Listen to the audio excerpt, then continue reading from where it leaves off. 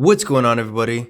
Kalipa's Tech here, coming back at you with another video. In this video, we're going to be doing a comparison between the Samsung Galaxy A53 5G and the Motorola Moto G Stylus 2022. Now, before we go any further, I do want to remind you, as always, to go ahead and hit that subscribe button. It helps out the channel a lot. And if you want to learn more about either of these phones, be sure to check out my full reviews and tips and tricks videos for them as well. But that being said, let's get started. So with the Samsung Galaxy A53 5G, we're getting a 6.5-inch 120Hz Super AMOLED display with a resolution of 1080p, a PPI of 405, an aspect ratio of 20:9, and a screen-to-body ratio of about 85.4%. So as you can see here, the bezels are nice and thin, and we're getting a nice, sharp, crisp image. Definitely a real good quality display. With the Moto G Stylus 2022, we got a 6.8-inch 90Hz IPS LCD display with a resolution of 1080p, a PPI of 396, an aspect ratio of 20.5:9,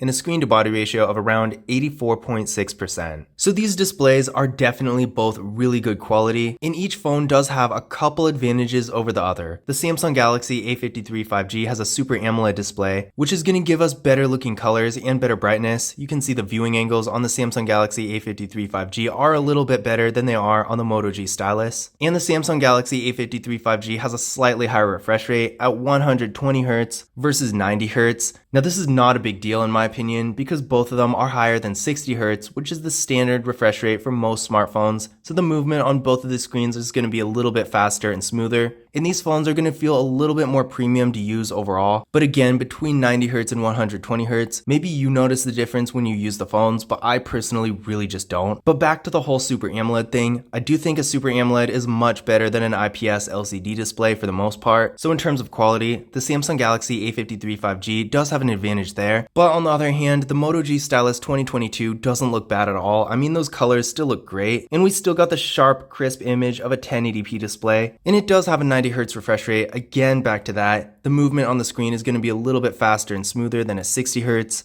And really, compared to 120Hz, again, I just don't really notice the difference. If you're doing lots of content consumption and stuff with higher frame rates and all that, then I guess I could kind of see it making a little bit of a difference. But as long as it's over 60Hz, I really don't think it matters after that. But that being said, even though the Samsung Galaxy A53 5G does have a slightly higher quality display, the Moto G Stylus 2022, again, does have a pretty good looking display as well. And it's much larger. That's the thing with this phone. It really does have a super large display. About the same size as the Samsung Galaxy S22 Ultra, a little bit bigger than the iPhone 13 Pro Max. So really, this is one of the largest displays you can get on a phone. And honestly, you probably don't want to get a bigger display than this because then it'll just be super large and uncomfortable to hold. But in general, this is going to be great for content consumption. If you're watching videos, even reading or something, everything is going to be a lot easier to see and just more comfortable overall. And then we're getting a taller form factor, so that's going to be good for streaming videos in landscape mode, for example. And if you're reading, you can fit more on the screen without having to scroll as much. So both phones really do have their advantages when it comes to displays. It just depends on what you actually value the most. If you want a better quality display, go with the A53 5G. If you want a larger display with better dimensions, the Moto G Stylus 2022 might be a better choice. Now for storage, both of these phones are getting 128GB with microSD card expansion, so definitely a good amount. Even if you're a power user, it does take quite a bit of stuff to fill up all this space. And if you have a ton of photos and videos or something like that, again, both of these phones do have microSD card expansion, so you can offload things to a microSD card if it gets too full. Now there's no wireless charging with either of these phones, but both of them do have fingerprint scanners. With the Samsung Galaxy A53 5G, it's right here on the display. Definitely a nice spot for it, looks really nice, feels really premium using it, and it is really fast and responsive as well. Let's try that one more time.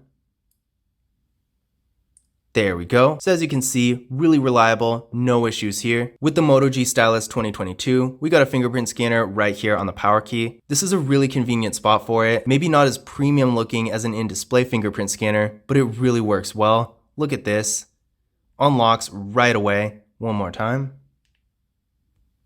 So as you can see, it's really reliable as well. so it just depends on what placement you would rather have. I know I would personally rather have an in-display fingerprint scanner, but I will admit the fingerprint scanner on the power key is honestly a little bit more practical. But at the end of the day, a fingerprint scanner is a fingerprint scanner, doesn't really matter a whole lot, and both of these phones do have face unlock as well, so we're getting two options to unlock them. Now for the camera setups, with the Samsung Galaxy A53 5G, we got a hole punch design for the front-facing camera, and this camera is 32 megapixels. Then on the back, we got a quad camera setup with a 64 megapixel main camera, a 12 megapixel ultra-wide camera, a 5 megapixel macro camera, and a 5 megapixel depth sensing camera. With the Moto G Stylus 2022, this phone also has a hole punch design for the front-facing camera. Honestly, it looks exactly the same, except the hole punch on the Moto G Stylus is a little bit bigger, but this phone is just bigger in general, so I kind of expected that. I don't know, they look pretty much the same. But for the Moto G Stylus 2022, this camera is 16 megapixels. On the back, we got a triple camera setup with a 50 megapixel main camera, an 8 megapixel ultra-wide camera that also doubles as a macro camera, and a 2 megapixel depth sensing camera. So overall, despite the Samsung Galaxy A53 5G of course having one more camera than the Moto G Stylus 2022, that really doesn't matter because with the Moto G Stylus, two cameras are just combined into one, so it's pretty much the same kind of thing. For all intents and purposes, both of these phones do have pretty much all the features. So as far as that goes, if you want to take a variety of different types of photos,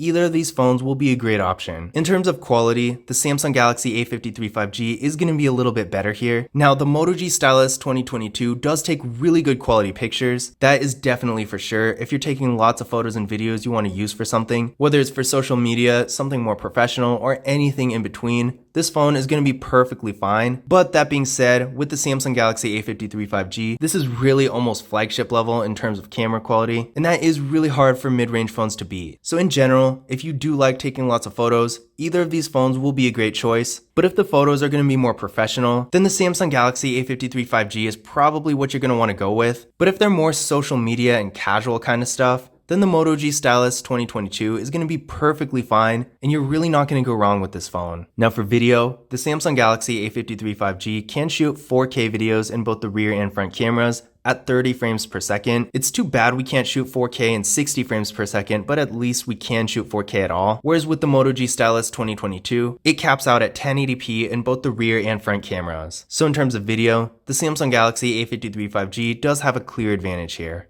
Now internally, the Samsung Galaxy A53 5G is getting 6GB of RAM with the Samsung Exynos 1280 processor. The Moto G Stylus 2022 is getting 6GB of RAM as well with the MediaTek Helio G88 processor. So both of these phones definitely have pretty good processors, but one thing to keep in mind is that the Samsung Galaxy A53 5G, as the name suggests, is a 5G phone, whereas the Moto G Stylus 2022 is not. Now keep in mind, this is not the Moto G Stylus 5G. This is the Moto G Stylus 5G. Definitely different here. Just wanted to point that out. This is not part of the comparison. I did also do a comparison between the Samsung Galaxy A53 5G and the Moto G Stylus 5G. So if you're looking for that, definitely check it out on the channel. But for the purposes of this video, this is the Moto G Stylus 2022 that came out about 6 months later, February of 2022 versus June of 2021 when the Moto G Stylus 5G came out. Okay, I guess that's more than 6 months, but still, this is not a 5G phone, it's only LTE. I do think there's probably going to be a replacement for the Moto G Stylus 5G, maybe in the next few months or so. But for now, the only Moto G Stylus we got in 2022 is the Moto G Stylus 2022 that is a 4G phone. So between these two, if you do want 5G connectivity, the Samsung Galaxy A53 5G is going to be the way to go. Now that being said, I did run a Geekbench 5 benchmark test on both of these phones, and with the Samsung Galaxy A53 5G, we're getting a single core score of 742 and a multi-core score of 1910.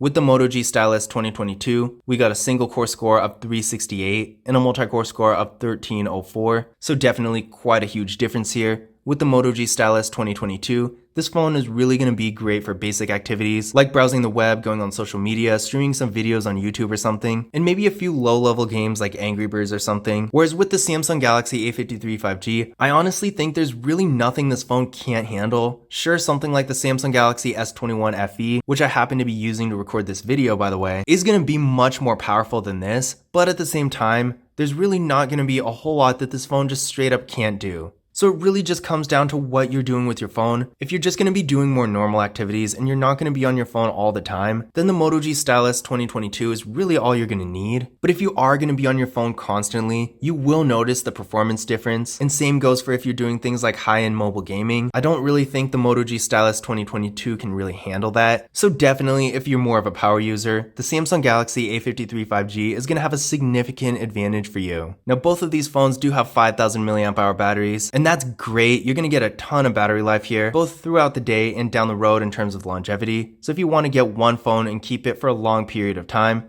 either of these phones will be a great option. That being said, the little difference here is that the Samsung Galaxy A53 5G does support 25 watt fast charging, whereas the Moto G Stylus 2022 supports only 10. Now, does that really matter? It really depends on your situation. If you're one of those people who just keeps your phone plugged in almost all day, every day, I would know I'm one of those people. You're really not even going to notice. For my personal phone, I honestly have no idea how long it takes to charge up because I don't even look. It rarely even goes below 90% battery for that matter. But I guess if you're more of a power user, if you're on the go a lot and you don't always have a lot of time to charge up your phone, or if you primarily charge your phone in a car or something, then fast charging is really going to matter. Car chargers typically end up being pretty powerful. So there you will notice the difference between the two. But despite that, I do know the Moto G Stylus 2022 does charge up pretty fast all the same, so the difference is really only going to be marginal. Now, in terms of extra features, there are two different things I want to point out. First of all, the Samsung Galaxy A53 5G does have NFC, whereas the Moto G Stylus 2022 does not. Now, this is a pretty significant difference here because NFC allows you to use contactless mobile payment services like Google Pay. So with the Moto G Stylus 2022, you're not going to be able to use that feature, which is really too bad because NFC allows you to use mobile contactless payment services like Google Pay, which are becoming more and more popular and widely used as time goes on. So it's really too bad that the Moto G Stylus 2022 doesn't have that feature. And if you use something like Google Pay, this is definitely something to think about. Now, on the other hand, in favor of the Moto G Stylus 2022, it does have a stylus, as the name suggests, which obviously the Samsung Galaxy A53 5G does not. Now, is this stylus really that useful? That's really subjective. Do you want to take handwritten notes? Because that's pretty much what this is going to be for. You're not going to be able to do any type of art on here because compared to something like the Samsung Galaxy S22 Ultra, this stylus is nowhere near that level. But again, for handwritten notes and just navigating through the phone, it definitely can be useful. Now, in no way do I personally think this feature outweighs the benefits of NFC, but that's just me. If you don't use contactless mobile payment services like Google Pay, you're probably not going to care a whole lot. So like most things, it really just comes down to personal preference. But in conclusion, which of these phones is better? I would say in most ways, the Samsung Galaxy A53 5G is the better device here. With the Super AMOLED display, it is going to have a much higher quality. And in my opinion, that really outweighs having a larger display. The camera quality is also significantly better. You can shoot 4K videos with this phone. It does have NFC, which in my opinion is an increasingly important feature. And it has a much more powerful processor and 5G connectivity on top of that. But then again, with the Moto G Stylus 2022, although I personally do think the Super AMOLED display is worth sacrificing a little bit of size, the image really isn't bad either. It's really good, it's just that compared to the Super AMOLED, it's not quite as good. So definitely an argument can clearly be made in favor of the Moto G Stylus 2022 having a little bit better of a display for some people. In addition to that, the camera setup is really not bad either. I especially like how they combine the ultra wide camera and the macro camera. I've never seen that done before, so that was really cool. And even though the photos might not be quite as high quality as the Samsung Galaxy A53 5G, they definitely are still really good. So in general, it really comes down to personal preference. If you're just doing more basic activities like browsing the web, going on social media, streaming videos, and just general content consumption, then the Moto G Stylus 2022 is going to be perfectly fine for you and probably all you really need. But if you're doing more high-end activities, like more graphics-heavy mobile gaming and stuff like that, you're going to be on your phone a lot, maybe you want 5G connectivity too, and you're going to be using mobile contactless payment services like Google Pay, then the Samsung Galaxy A53 5G is probably going to be a better choice there. But in general, despite being in slightly different tiers, both of these phones are really great devices that provide a lot of value for the money. Once again, if you want to learn more about either of them, don't forget to check out my full reviews and tips and tricks videos for them as well. But I hope you found this video useful and informative. If you did, don't forget to give it a thumbs up and hit that subscribe button. But as always, I will see you in the next video.